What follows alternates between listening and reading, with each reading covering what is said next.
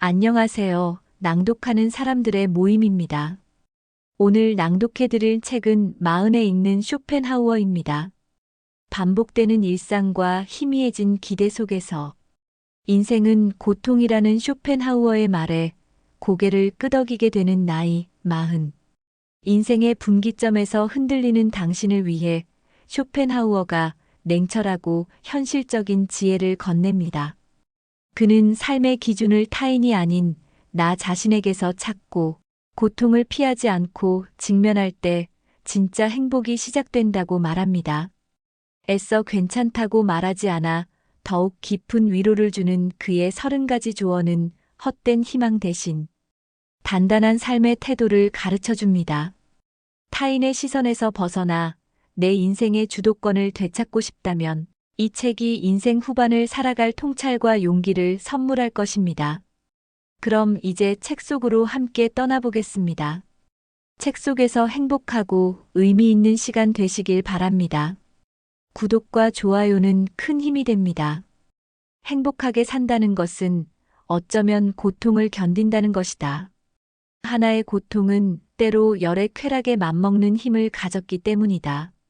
고통의 힘이 쾌락의 힘보다 더 강하다는 것인데 쇼펜하우어에 따르면 모든 쾌락과 행복은 소극적인 성질을 띠는 반면 고통은 적극적인 성질을 띠기 때문이다.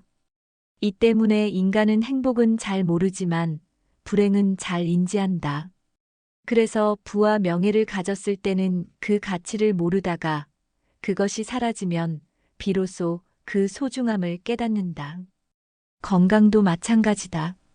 우리는 건강할 때는 그 상태를 잘 느끼지 못하지만 고통은 잘 알아차린다. 몸에 작은 상처만 나도 그 통증이 신경 쓰여 불쾌해지기 마련이다.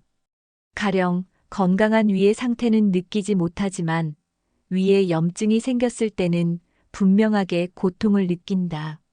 충치의 고통은 느껴도 나머지 건강한 치아의 존재감은 느끼지 못한다. 우리나라에 든 자리는 몰라도 난 자리는 안다라는 속담이 있는 것도 같은 이치다. 들어온 사람은 티가 안 나지만 나간 사람의 빈자리는 크다는 뜻이다. 행복도 마찬가지여서 자신이 갖고 있을 때는 모르다가 막상 잃게 되면 알게 되는 것이 진정한 행복이다. 그래서인지 인간은 행복감에 취하기보다 불행감에 더 휘둘리는 일이 많다. 우리가 당연하게 여기던 것들이 사실은 당연한 것이 아니기 때문이다. 이처럼 행복은 꿈이지만 고통은 현실이다. 따라서 쇼펜하우어의 행복론은 쾌락의 적극적인 추구가 아니라 고통의 감소 또는 회피를 지향하는 소극적인 입장이다. 이는 마치 충치가 생겼을 때는 다른 치아를 관리하기 전에 아픈 그 치아부터 치료해야 한다는 것과 같다. 행복이 이처럼 소극적인 성질인 이유는 그것이 결핍을 충족한 상태에 지나지 않기 때문이다. 그래서 우리는 결핍이 해소된 상태 이상으로 행복할 수는 없다. 쾌락이란 많은 장애물을 넘어선다고 해도 결국 원래 있던 평온한 상태로 돌아오는 것과 같기 때문이다. 반대로 고통이 적극적인 이유는 소유물이나 건강처럼 우리가 늘 당연하게 여기는 것들은 갖고 있을 때는 모르다가 잃고 나서야 그 가치를 절실하게 느끼기 때문이다. 따라서 영원히 지속하는 행복은 있을 수 없다. 다만 상실 이후의 회복으로 얻는 순간의 행복이 있을 뿐이다. 쇼펜하우어는 아리스토텔레스의 명제, 현자는 쾌락이 아니라 고통이 없는 상태를 추구한다를 살아가는데 최고의 지혜이자 원칙으로 들었다. 이렇듯 고통의 원인을 먼저 없애는 것이 쾌락을 찾는 것보다 더 현명하다. 인생의 두 가지 원인인 고통과 권태에 직면할 때 아리스토텔레스의 말처럼 적극적인 행복을 추구하기보다 소극적인 행복을 추구하는 것이 낫다. 실제로 큰 즐거움은 의외로 잘 느껴지지 않는 경우가 있지만 사소한 고통은 늘 의식되고 기억에 오래 남는다. 모든 일이 잘 진행되더라도 하나의 일이 꼬이면 그것에만 온 신경이 집중되어 다른 일은 잊게 되는 경우도 마찬가지다. 이렇듯 사람은 고통에는 매우 민감하면서도 쾌락에 대해서는 당연하게 여긴다. 특히 건강은 더 그렇다. 아침에 일어나서 상쾌한 기분, 튼튼한 위, 가벼운 발걸음 등 건강한 몸의 상태에 감사하는 사람은 거의 없다. 대부분 건강은 모르고 지나가다가 질병을 얻으면 뒤늦게 소중함을 알게 된다. 위암에 걸려서야 비로소 위가 그동안 얼마나 열심히 음식물을 소화하기 위해 애썼는지 알게 되는 것이다. 재물도 잃어봐야 그 가치를 알고 인간관계도 깨져봐야 그 소중함을 안다. 이처럼 쾌락보다 고통의 지속과 강도가 훨씬 더 강하기 때문에 쾌락을 추구하기보다는 고통을 줄이는데 힘쓸 필요가 있다. 그러므로 환상과 같은 향락을 쫓지 말고 결핍, 질병, 위험 등 현실의 고통의 원인을 먼저 없애야 한다. 행복에 가까워지는 확실한 방법, 즉, 행복한 인생을 결정짓는 진정한 가치는 고통을 잘 견뎌내는 인내력에 있다. 세상에서 가장 큰 행복을 누리는 사람은 역설적으로 덜 불행하게 살 수 있는 용기가 있고 고통을 그럭저럭 견뎌내면서 하루하루를 묵묵히 살아가는 사람이다. 따라서 어떤 사람이 행복한지 평가하는 기준은 성공, 부, 성취, 출세가 아니라 정신적으로, 육체적으로 겪는 고통의 정도가 되어야 한다. 그런 관점에서 보면 지금 고통이 없다면 지상에서 가장 큰 행복을 누리는 셈이다. 세상에 대한 큰 기대를 하지 않고 무엇인가 가지려고 질주하지 않으면 괴로운 일은 막을 수 있다. 10가지의 행복을 추구하지 말고 한 가지의 고통을 피하도록 해야 한다. 이것이 바로 소극적인 행복론의 핵심은 고통의 원인을 최소화하는 것이다. 즉, 쾌락을 적극적으로 추구할 것이 아니라 고통을 줄여 나가는 것이 행복을 위한 길이다.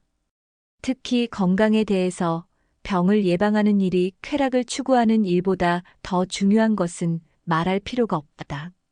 그리고 이 모든 것의 기반에는 마음의 안정이 있다. 마음의 안정이 없는 행복은 있을 수 없기 때문이다. 평정심을 유지하려면 생각의 서랍 중에서 하나를 열 때는 다른 모든 것을 닫아두어야 한다. 그래야 무겁게 짓누르는 하나의 걱정거리 때문에 현재의 사소한 즐거움을 위축시켜 마음의 평정을 잃지 않고 하나의 생각이 다른 생각을 밀어내지도 않으며 하나의 중요한 일을 걱정하느라 사소한 일들을 소홀히 하지 않는다. 건강 다음으로 우리 행복의 중요한 요소는 바로 마음의 평정이다.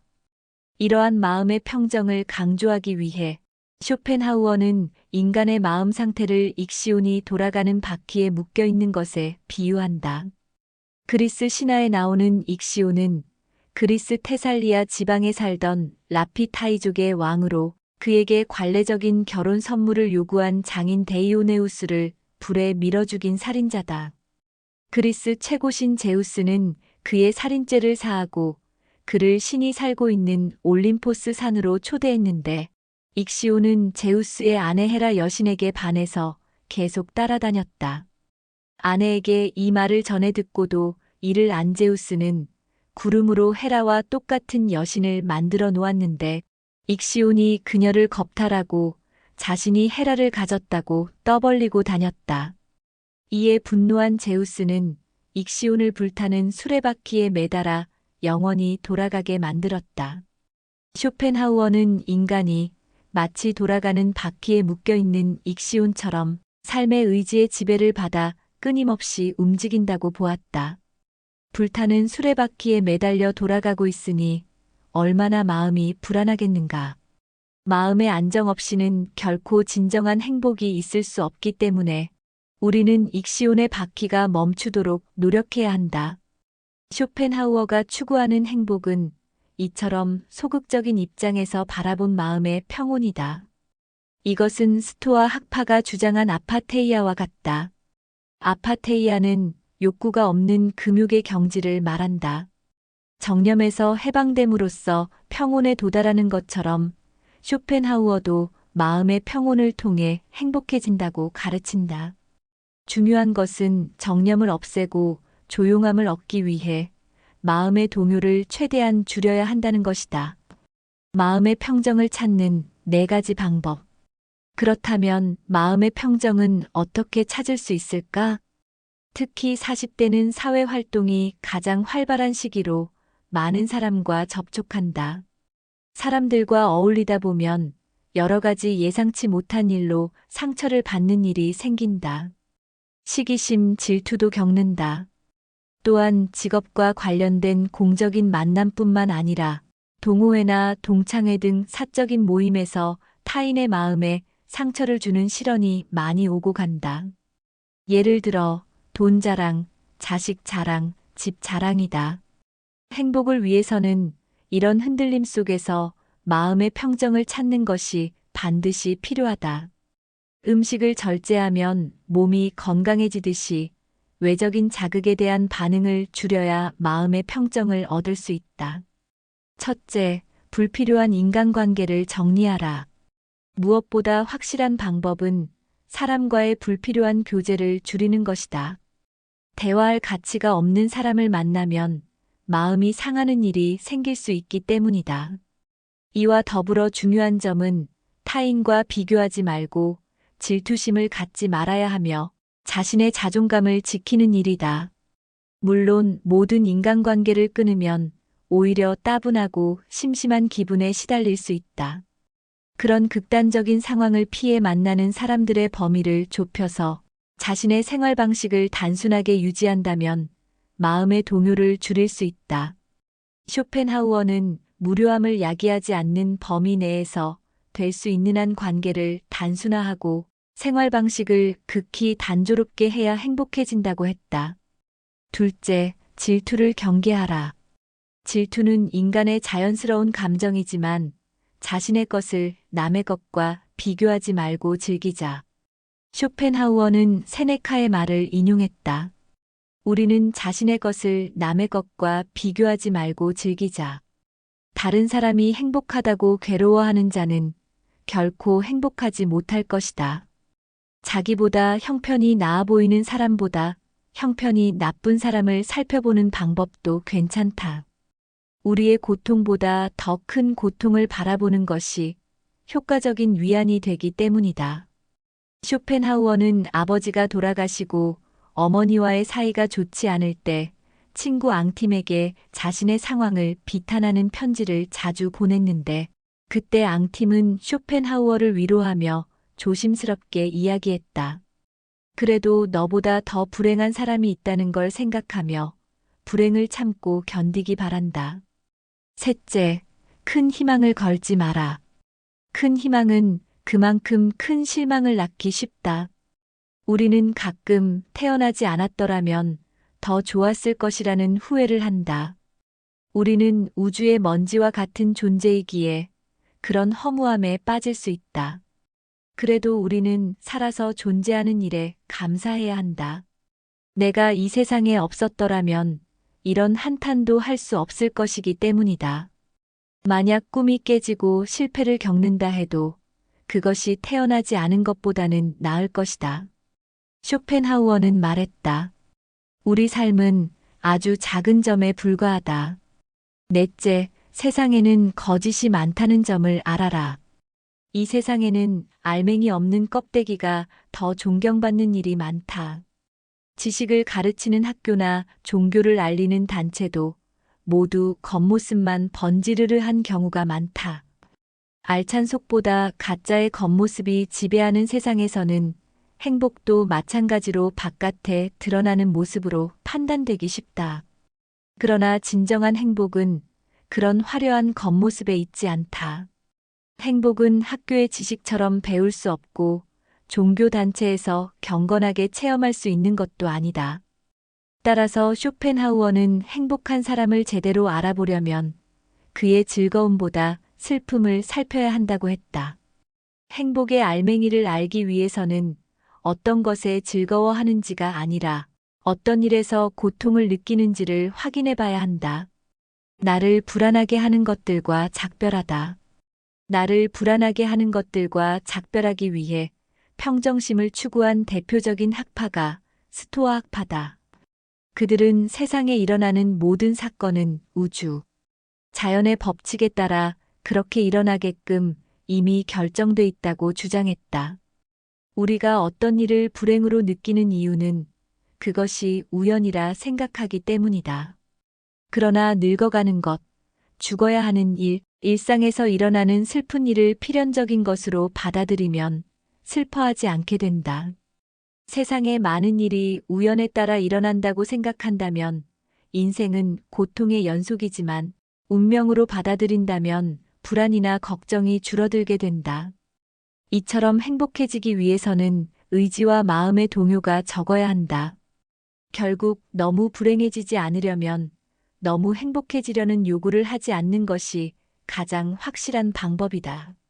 사람을 많이 만날수록, 친구가 많을수록, 좋아하는 사람이 많을수록 소망과 욕구의 접촉 범위가 커지면서 불행을 자초하는 기회와 환경이 커진다. 인간의 행복과 불행은 마음먹기에 달렸다는 것이다. 단순하고 단조롭게 사는 것이 쉽지 않을 수도 있다. 하지만 심플하게 생활하기 위해서는 지적인 생활을 감당할 수 있는 정신적인 소양을 늘 갖춰야 한다. 마음의 평온이 행복이라면 마음을 잔잔한 호수처럼 유지할 필요가 있다. 외부의 자극도 줄여야 하지만 비교하는 감정, 시기심, 질투, 지나친 기대와 희망을 경계할 필요가 있다. 마음을 요동치게 하는 것은 진정한 행복이 아니기 때문이다. 우리는 익시온의 수레바퀴가 멈추도록 욕망의 흐름을 잘 제어해야 할 것이다. 마음의 평온은 고통이 없는 상태다.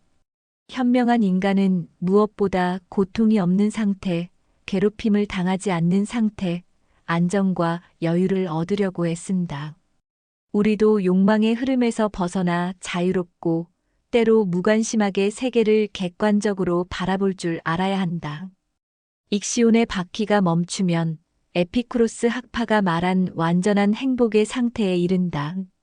그것은 감정의 동요나 혼란이 없는 평정심의 상태인 아타락시아다. 인생의 무게중심을 밖에서 안으로 옮겨라. 인생의 무게중심을 밖에서 안으로 옮기기 위해서는 먼저 인생을 향유하는 방식을 이해해야 한다. 인간은 자신의 타고난 탁월함에 따라 가장 적합한 것을 선택할 수 있다. 인생을 향유하는 방식은 세 가지가 있다. 첫째, 재생적 즐거움, 먹고 마시는 일, 소화, 휴식, 수면 욕구 등. 둘째, 육체적 즐거움, 걷기, 달리기 등 각종 운동, 사냥, 전쟁 등. 셋째, 정신적 즐거움, 사유, 독서, 예술, 명상, 철학 등. 쇼펜하우어는 세 가지의 즐거움을 모두 알았다. 좋은 음식을 먹었고, 건강을 챙겼고, 음악을 즐겼다. 그리고 독서와 철학을 누구보다도 중요하게 여기며 살았다. 그는 세 가지 즐거움 가운데 어느 하나에 소홀하지 않도록 균형을 갖췄다. 하지만 세 가지 모두 중요하다고 해도 인생을 향유하는 데는 사람마다 무게 중심의 차이가 있고 자신의 능력에 맞게 행복의 방향이 달라진다. 쇼펜하우어는 사람을 세 가지로 분류한다. 첫째, 평범한 사람, 무게 중심을 바깥에 두고 만족을 추구한다. 예를 들어 소유물이나 지위, 이성과 자식, 친구나 사교계 등에 의존하기 때문에 만족은 외부에 의존한다. 둘째, 정신적인 수준이 보통인 사람.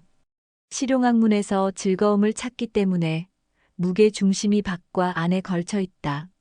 식물학, 광물학, 물리학, 천문학, 역사학 등을 통해 대부분 즐거움을 얻지만 가끔 취미로 그림 연습을 하면서 불만족을 채운다.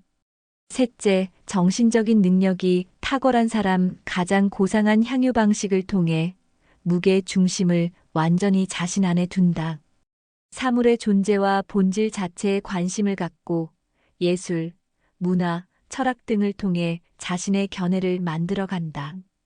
반면 정신적으로 고상한 욕구가 없는 사람은 자유로운 여가 시간에 이상적인 것에서 즐거움을 느끼지 못해 무료함에 빠져 밖으로 나간다. 하지만 그 현실에서 도리어 피곤함을 느끼게 된다. 쇼펜하우어는 이런 사람을 속물로 칭한다. 반대로 정신력이 압도적으로 발달한 사람은 따분함을 모르며 늘 새로운 관심과 풍부한 생각에 활기차고 의미 있는 생활을 즐긴다.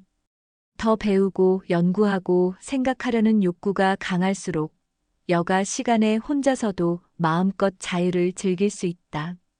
인간이 인생을 향유하는 방식과 즐기는 것은 각자의 취향과 능력에 따라 달라진다. 이러한 맥락에서 아리스토텔레스가 행복은 여가에 있다라고 말하고 소크라테스가 여가를 인간의 소유물 중에서 가장 아름다운 것이라고 칭송했다. 아리스토텔레스가 강조한 행복한 삶이란 아무런 방해를 받지 않고 유능함을 펼칠 수 있는 삶의 의미는 세 가지 향유 방식 가운데 아무런 방해를 받지 않고 자신의 탁월함을 발휘할 수 있는 것을 선택해야 한다는 것이다. 이것이 행복의 조건이다. 쇼펜하우어에게 가장 행복한 삶은 철학자의 삶이다. 즉, 지적인 능력이 풍부하여 스스로 사색하면서 유아독존과 같은 삶을 살아가면서 이 세상을 다양하게 볼 수 있는 시각을 갖춘 사람을 말한다. 최고의 행복을 주는 철학은 스스로 생각하는 힘을 키우는데 매우 중요하다. 타인에게 방해받지 마라. 하지만 내면의 삶에 집중하는 것은 쉽지 않다. 누구나 자신만의 시간을 갖고 싶지만 회사에서는 다른 직원들이 말을 걸어서 일을 부탁해서 회의를 하느라 분주하다. 또한 집에 오면 집안일을 하느라 정신이 없고 가족 모임에 시간을 빼앗기게 된다. 이뿐만 아니라 휴일에는 하루 종일 유튜브나 여러 가지 방송을 보느라 시끄럽고 산만한 시간을 보내게 된다. 대중음악뿐만 아니라 자극적인 기사는 우리의 신경을 지나치게 자극하는 경우가 많다. 어릴 때는 혼자 있으면 무섭고 불안했지만 나이가 들면 혼자 있는 시간이 편안하다.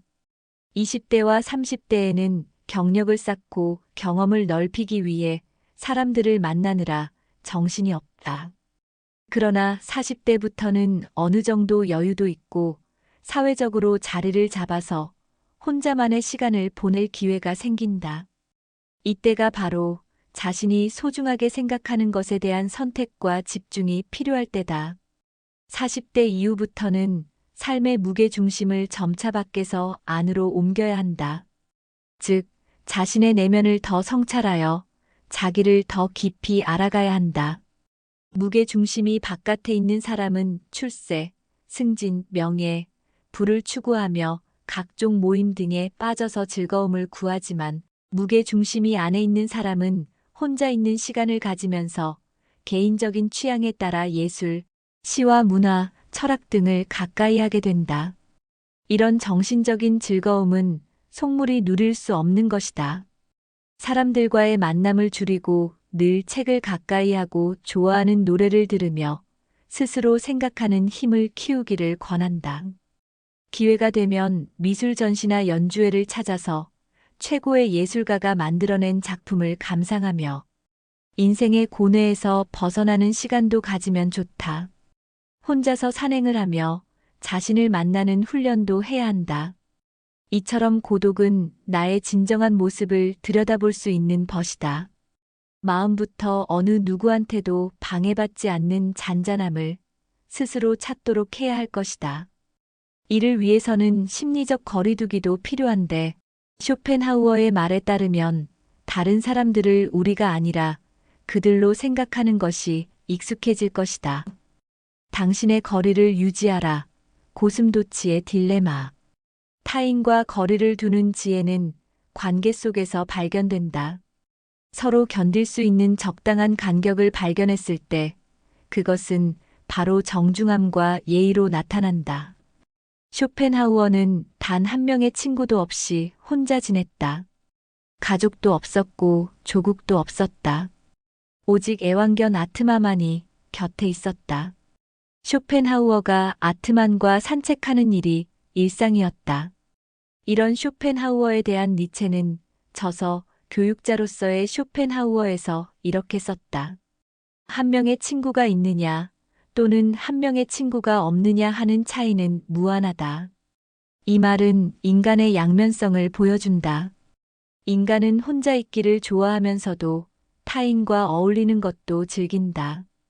고독과 사교성은 동전의 양면이다. 쇼펜하우어는 스스로 홀로 설 수 있는 힘을 강조했다. 자족하는 삶을 살기 위해서는 타인으로부터 독립할 줄 알아야 한다는 것이다. 하지만 인간은 여러 가지 이유로 타인에 의존하며 인정받고 사랑받고 싶어하는 나약한 존재다. 그러면서도 인간은 고독의 끝에서 다른 사람과 함께하려는 욕망이 있다. 쇼펜하우어는 이러한 홀로서기와 함께하는 삶 사이의 갈등을 고슴도치의 우화를 통해 풀어낸다. 추운 날씨에 고슴도치들은 얼어 죽지 않으려고 달라붙어 하나가 되지만 그들의 가시가 서로를 찌르는 것을 느껴 떨어진다. 그러나 추위를 견디지 못해 한 덩어리가 됐다가 떨어지기를 반복하다 결국 상대방의 가시를 견딜 수 있는 적당한 거리를 찾는다. 서로를 따뜻하게 하고 싶어 하지만 서로의 바늘 때문에 접근할 수 없었고 서로 일정한 거리를 두고 체온을 나눴다는 지혜다. 많은 수의 모임과 헤어짐을 반복한 고슴도치들은 다른 고슴도치와 최소한의 간격을 두는 것이 최고의 수단이라는 것을 발견했다. 인간관계의 어려움은 세상을 살아가는데 꽤나 힘든 과제이기도 하다. 직장에서 상사와 동료, 가정에서 부모와 자녀, 학교에서 선생과 학생들이 잘 지내는 일은 어렵다. 우리는 고슴도치 딜레마를 통해 타인에게 상처를 주지 않고 공존하는 지혜를 배워야 한다. 상처를 주지도 받지도 말라. 나 키운 아이들도 커가면서 점차 부모의 잔소리나 참견을 싫어한다. 사춘기를 지나는 청소년 때 부모와 정신적으로 분리하는 과정에서 이런 갈등이 생겨난다. 사회에서 사업으로 사람을 만나는 경우에도 의기투합을 하면 할수록 사소한 말다툼을 하기 쉽다. 서로 사랑하는 사이에도 크고 작은 갈등은 자주 일어난다. 이처럼 사람은 서로 가까울수록 마음에 상처를 주는 일이 많아진다. 그래서 우리 인생은 수많은 만남과 헤어짐으로 이어지는데 나도 다른 사람도 마음이 아프지 않도록 마음의 간격을 둘 필요가 있다. 쇼펜하우어의 비유처럼 사회를 이루는 인간은 어떤 이유에서든 다른 사람들을 만나게 되면서 가시를 세운다. 마음을 터놓는 사이가 되면 자신의 본성을 드러내기 마련이다. 즉, 인간의 본성인 이기심, 시기심, 자존심 등 때문에 서로의 마음에 아픔을 주는 일이 많아진다. 가족, 연인 같은 사랑의 감정으로 맺어진 관계도 마찬가지다. 그렇다면 우리는 어떻게 타인에게 상처를 주는 것인가? 고슴도치 비유처럼 인간은 가깝고 친할수록 상처를 줄 가능성이 높다. 다른 사람과 친밀한 관계를 맺는다는 것은 결국 타인을 자신의 욕망과 동일시한다는 것과 같다. 상대에게 자신이 바라는 모습을 강제하는 것도 폭력이 될 수 있다. 상대방을 자신의 소유물로 여기다 보면 아픔을 주는 막말을 하게 된다. 부모는 자식이 본인이 이루지 못한 꿈을 대신 성취하기를 바란다. 남편과 부인은 서로 결혼한 사이라고 해서 최소한의 예의를 갖추지 않는 경우도 있다. 사랑하는 사이도 말 한마디 실수로 만남이 깨지는 일이 생긴다. 이와 비슷하게 동양의 불가금불가원이라는 고사성어가 있다. 너무 가깝지도 않게, 너무 멀지도 않게 하라는 경고로 중용의 의미와도 비슷하다. 그러나 실제 의미의 맥락은 전혀 다르다. 논어 양화편에 나오는 본래 공자의 말은 여자와 소인은 부리기 어렵다. 잘 대해주면 기어오르고 쌀쌀하게 대하면 원망한다. 이는 여자와 소인을 대할 때 가까이 하면 다치기 쉽고 멀리 하면 해코지하니 적당한 거리를 두어야 한다는 뜻이다. 쇼펜하우어의 상대를 공경하되 거리를 두라는 말은 공자가 말한 경이원지에 더 가깝다. 경이원지 또한 상대를 공경하면서 동시에 거리를 두라는 뜻이다. 그 당시 백성들이 귀신이나 미신을 믿는 경향이 많았는데 이에 대해 지혜로운 지도자라면 모든 생각에 무조건적인 동의를 하기보다는 불합리하거나 마땅하지 않은 것에 적당한 거리를 둘 줄 아는 것이 중요하다는 의미로 쓰였다. 이처럼 상대방이 나와 다르거나 잘못된 생각을 하더라도 그 인격은 존경해야 상처를 주는 가시돋친 말을 피할 수 있다. 서로 세상에 대한 관점의 차이가 있다는 점을 인정하고 서로를 폭넓게 이해할 필요가 있다. 함께하기와 거리두기의 균형을 잡아야 한다.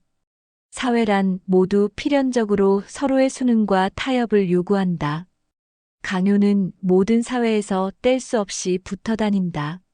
모든 사회는 희생을 요구하는데 자신의 생각이 다를수록, 개성이 강할수록 희생이 커진다.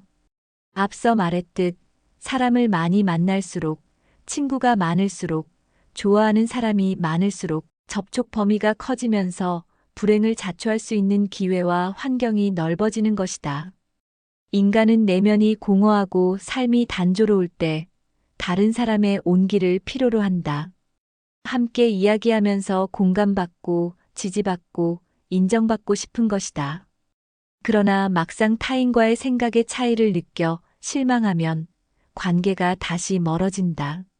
이런 상황을 설명하는 고사성어가 있고 여기에서 유래한 우리 속담이 있다. 불견상견절치. 안 보면 보고 싶고 보면 정이 떨어진다. 상대편을 몹시 그리워하지만 보고 나면 정이 떨어진다는 뜻이다. 그래서 인간관계에 꼭 필요한 약간 냉랭한 거리두기를 쇼펜하우어는 정중함과 예의라고 말한다. 거리를 둘 줄 아는 현명한 사람은 비록 따뜻함의 욕망은 충분히 충족되지 않지만 가시에 찔리는 최악의 상황을 피할 수 있다. 쇼펜하우어는 인간 사회를 불에 비유했다. 현명한 사람은 적절한 거리를 두고 불을 쬐지만 어리석은 자는 불에 손을 집어넣고 화상을 입고는 고독이라는 차가운 곳으로 도망쳐 불이 타고 있다고 탄식한다. 마음이 춥다고 느껴 타인의 온기를 필요로 하는 사람은 내면의 공허, 의식의 빈약, 정신의 빈곤 때문에 자신과 같은 부류의 사람들과 어울리려고 한다. 그들은 유유상종하며 여가와 오락을 추구하는데 처음에는 관능적 향락과 각종 즐거움을 맛보려고 하다가 결국 방탕한 생활을 좇게 된다. 다른 사람과 어울리고 싶어하는 사교의 욕망이 생기는 것은 자신이 하찮다는 반증이다. 타인을 통해 얻는 가치는 행복의 본질이 아니다. 이때 쇼펜하우어의 말을 기억하면 좋다. 우리의 모든 불행은 혼자 있을 수 없는 데서 생긴다. 도덕적으로 떨어지고 지적으로 우둔하여 불합리한 사람들과 접촉하면 여러 가지 위험과 해로운 일에 노출될 수 있다. 굳이 그런 사람을 만날 이유가 없다. 화상을 입을 수 있기 때문이다. 반대로 내면이 충분히 따뜻한 사람은 사회로부터 떨어져 다른 사람에게 고통이나 괴로움을 주거나 받지 않고 혼자 있기를 좋아한다. 부자로 태어났다고 하더라도 외적인 부를 통해 내적인 부를 대신하려고 노력하는 것은 어리석다. 내면은 빈곤하고 정신이 공허하면 무엇이든지 외부로부터 받아들이려고 하지만 소용없다. 많은 인간관계로 결핍을 채우려고 하지만 인간관계는 자칫 화상을 입을 수 있다. 인간이 행복하기 위해서는 홀로서기와 타인과 함께하기 사이에서 균형을 잡을 필요가 있다. 사랑하는 사람일수록 말을 아껴야 하고 마음에 못을 박는 일은 하지 않도록 조심해야 한다. 쇼펜하우어는 말했다. 예의는 현명함 속에 속하고 무례는 어리석음에 속한다. 그런데 고슴도치 우화에는 오류가 있다. 실제로 고슴도치는 상대가 찔리지 않도록 가시를 눕힌다고 한다. 다른 고슴도치가 가까이 접근할 수 있도록 배려를 할 줄 알며 체온을 유지하기 위해서 바늘이 없는 머리를 맞대며 추위를 이겨낸다고 한다. 쇼펜하우어는 이런 과학적 사실을 몰랐지만 그가 우리가 타인에게 상처를 주지 않고 배려하는 마음을 고슴도치에게 배워야 할 덕목으로 본 것은 의미가 있다. 너무 지나친 사랑과 관심 또한 상처가 될 수 있으므로 약간의 무관심과 냉정함을 통한 적당한 거리두기라는 현명한 방법을 통해 서로의 온기를 적당히 보존할 수 있을 것이다. 오늘의 본문 낭독은 여기까지입니다. 주간적 도쿠 리뷰가 이어집니다. 젊은 시절에는 무작정 앞만 보고 달려왔는데 이제는 내가 정말 행복한가? 라는 질문을 하게 된다. 쇼펜하우어의 말처럼 그동안 나는 행복을 쫓아 헤매느라 정작 내가 가진 것들의 소중함을 모르고 살아왔구나 싶었다. 특히 건강할 때는 그 상태를 잘 느끼지 못하지만 고통은 잘 알아차린다는 부분에서 깊이 공감했다. 몇 년 전 갑작스런 병으로 입원했을 때 그제야 평범한 일상이 얼마나 큰 축복인지 깨달았던 기억이 떠올랐다. 매일 아침 커피를 마시고 가족과 식사하는 소소한 순간들의 소중함을 아프고 나서야 알게 되었다. 10가지의 행복을 추구하지 말고 한 가지의 고통을 피하라는 조언이 가장 인상 깊었다.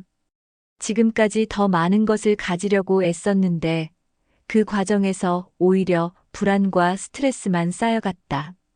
승진을 위해 가족과의 시간을 놓치고 더 좋은 집을 위해 현재의 안정을 포기했던 나의 모습이 떠올랐다. 고슴도치의 딜레마는 정말 뼈아프게 다가왔다. 최근 오랜 친구와의 관계가 틀어진 일이 있었는데 너무 친하다는 이유로 서로 함부로 말했던 것들이 결국 관계를 망가뜨렸다. 정중함과 예의의 중요성을 깨달았지만 이미 늦은 후였다. 이 책을 읽으며 가장 큰 깨달음은 행복이 어디 멀리 있는 게 아니라는 것이었다. 지금 이 순간 큰 아픔 없이 숨쉬고 있고 사랑하는 사람들이 곁에 있다는 것만으로도 충분히 감사할 일이구나 싶었다. 더 이상 남들이 부러워할 만한 무언가를 쫓기보다는 지금 내가 가진 것들을 지키는데 더 신경 써야겠다고 다짐했다. 앞으로는 쇼펜하우어의 조언대로 불필요한 인간관계를 정리하고 질투심을 경계하며 너무 큰 기대를 품지 않으려고 한다. 그리고 혼자 있는 시간을 소중히 여기며 책을 읽고 음악을 듣고 사색하는 시간을 늘려가고 싶다. 마흔이라는 인생의 중반에서 만난 쇼펜하우어의 목소리는 앞으로 어떻게 살아가야 할지에 대한 나침반 같은 역할을 해줄 것 같다. 행복한 하루 보내세요. 사랑합니다.